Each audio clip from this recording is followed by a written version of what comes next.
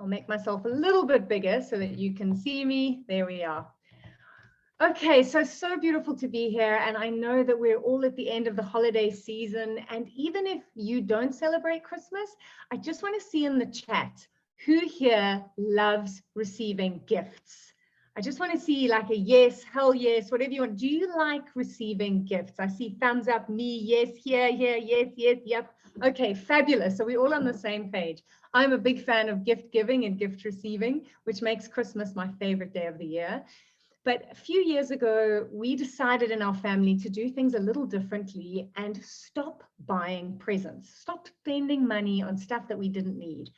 And so what we started doing was having a white elephant Christmas. Now, I don't know if any of you are familiar with this concept of a white elephant, but if you're not, a white elephant is that thing that you have at home that you keep meaning to use, you never use. It's gathering dust at the back of a cupboard or the top of a shelf.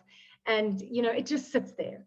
So for a white elephant Christmas, what we did was people had to find one white elephant at home, wrap it spectacularly, and bring it to our Christmas celebration in the hopes that everyone would choose the gift that they had wrapped. It led to an hysterical hour of us unwrapping oversized coffee mugs, never before used cookbooks, and even a rusty hamster cage. Okay, so we're talking a strange Christmas tradition here. But what I loved about this was the more beautifully that gift was wrapped, the longer it took someone to unwrap it, the more likely they were to love what they got. I got the oversized coffee cup and I looked at it and I said, oh, I'm going to turn this into a pot plant.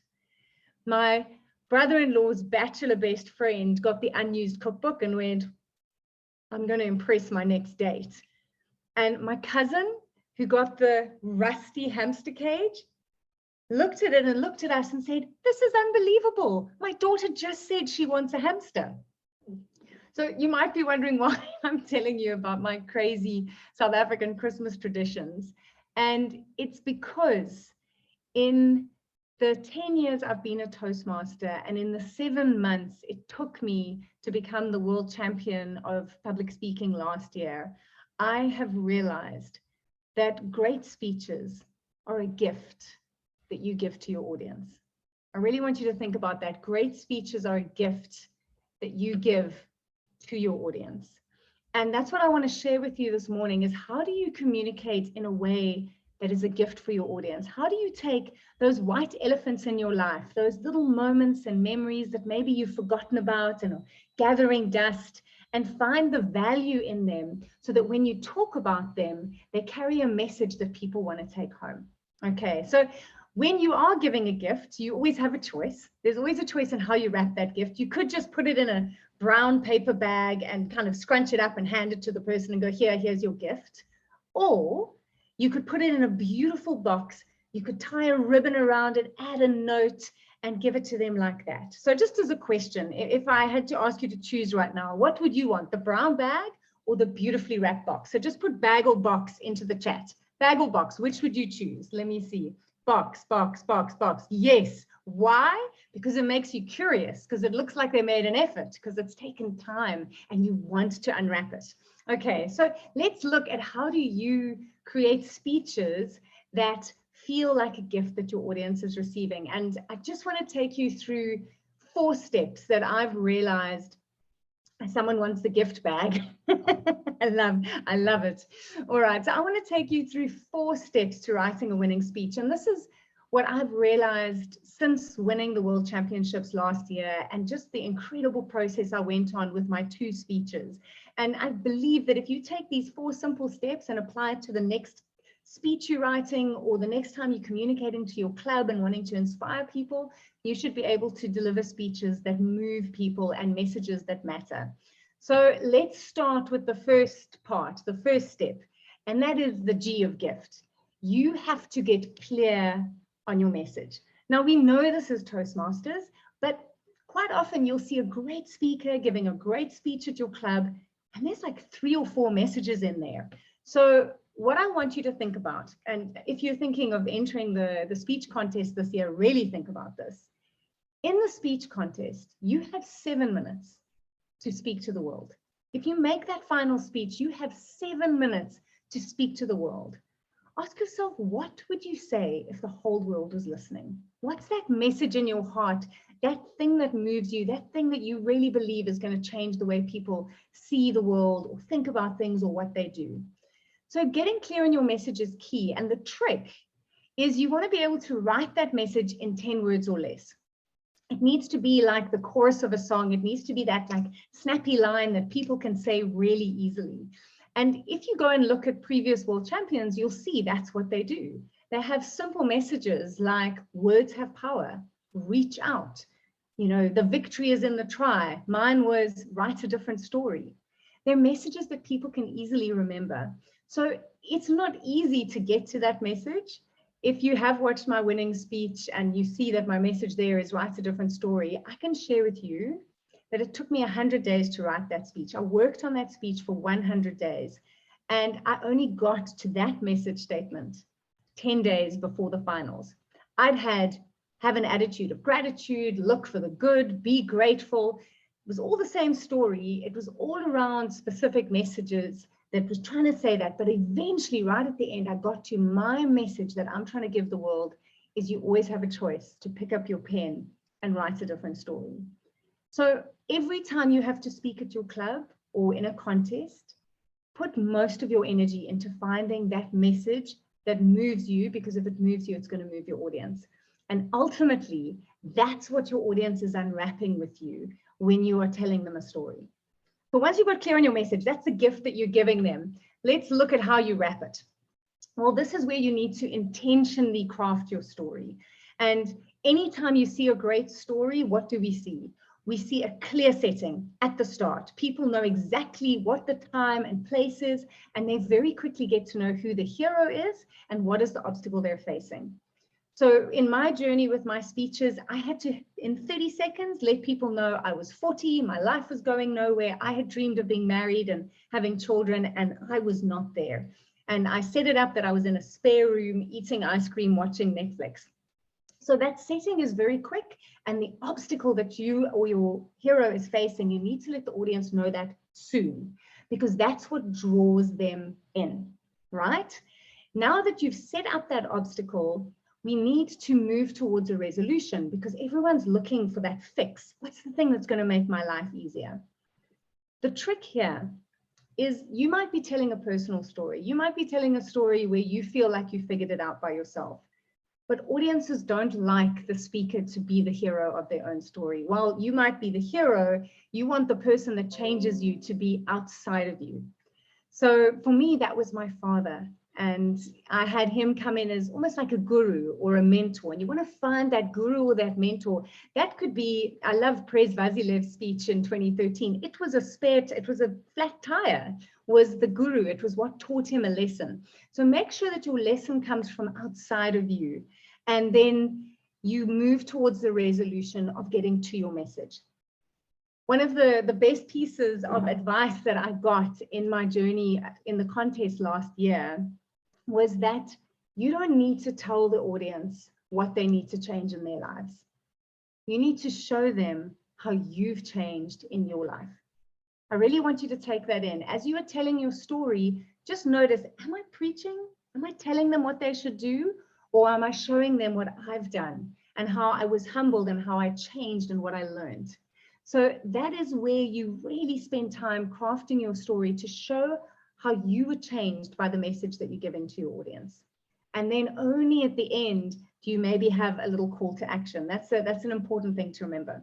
So those are your first 2 steps. Get clear on your message, 10 words or less, nice punchy statement, sentence that you can say easily, and then intentionally craft your story so that people know who your hero is, what the obstacle they're facing, who the mentor is that's helping them overcome that obstacle, and illustrate your message through how you've applied it in your life. Now, the third step to writing a winning story came as a surprise to me. It might come as a surprise to you, but it's that you need to fill in the gaps for your audience. When you speak, when you communicate, you're giving a gift to your audience. You're not giving it to yourself. And often when we tell our own stories, we forget that there's things the audience doesn't know, and we don't even know to put it in. In my journey to becoming world champion, I had the incredible opportunity to visit over 40 clubs in 16 countries on 5 continents while I practiced my speech. And then I was either crazy or brave enough to give people a Google form to send me feedback. And I'm going to be honest with you, it is not easy to read a lot of feedback from a lot of people. But it was through that feedback that I could see my audience needed extra bits of information in my speech. And there were certain things they didn't want. So I had to park my ego. I had to put it to the side and go, this speech is for my audience. And little things like in South Africa, we call a camper van a caravan. But when I started doing the speech at clubs outside of South Africa, people were going, what's a caravan? Like we say camper van. So I could change simple little words, simple things so that it could be understood by a wider audience. So I really encourage you, and especially as a leader, when you're communicating to your club, and I had this as an early Toastmaster, new Toastmasters don't know what a DTM is. They don't know what these acronyms are. Can you explain what your program is and give them a little bit more information, but always make the clear intention going, how am I going to fill in the gaps for the audience? What is it that they need from me when I'm communicating that I can say in a way that lands for them and doesn't leave them with questions? Okay, so this is the key part, and especially if you're thinking of competing, give your speech to a lot of people and people who aren't like you. You know, my early days of my speech about my dad, it was all about being happy and choosing happiness, and all the men in the audience were like, Verity, we don't like that. And I struggled. I was like, but it's such a happy, positive message. And then I listened to my audience. I changed my speech and I started finding a way to communicate that was more universal. Okay, so always look for that way to fill in the gaps for your audience. And then last but not least, sorry, I've just got the chat, so I'm going to get past it, is to find how you tie it all together. And again, this seems kind of logical, like surely you should always tie a speech together, but I've watched great speakers give an incredible speech, but they leave a lot of loose ends. When you work on a speech that's simple, that follows a simple story, something that's impacted you, that has a single message, you should be able to start tying it together so that by the time you deliver your concluding sentence, there are no loose ends. When I was working on my final speech, the way I knew I was reaching my conclusion was when I made the decision to say, I've realized that fairy tales are great to read to my son. I had started by saying my dad used to read fairy tales to me. And so by linking back to my intro, I could start moving through my conclusion. And then every single sentence was chosen to tie back to something I'd said earlier in the speech. And this is where it's so important that you choose a simple through line, a simple story, so that it's not difficult for you to tie it all together. One of my favorite tricks is going, can you tie it together by even bringing your title into your conclusion?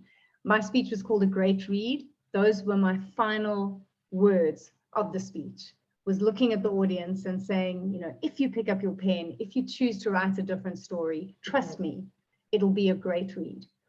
And so when you're working on your writing, when you're working on writing a speech, you need to look at what you've written and go, is every sentence that I've put here, have I linked it to the end? Am I tying it together? Because for me, this is how you turn a speech into a gift.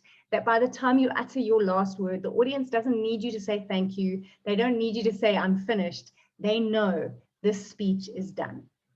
So those are 4 very, very simple steps. I'm giving you the very quick version this morning of how you turn a speech into a gift. Spend time getting clear on your message.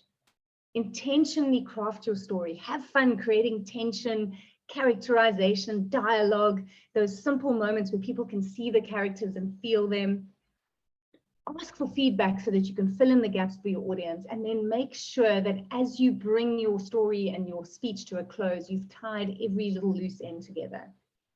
It sounds simple. It's not that easy to do. Trust me, I spent 6 months working on 2 speeches. I know how much time it can take.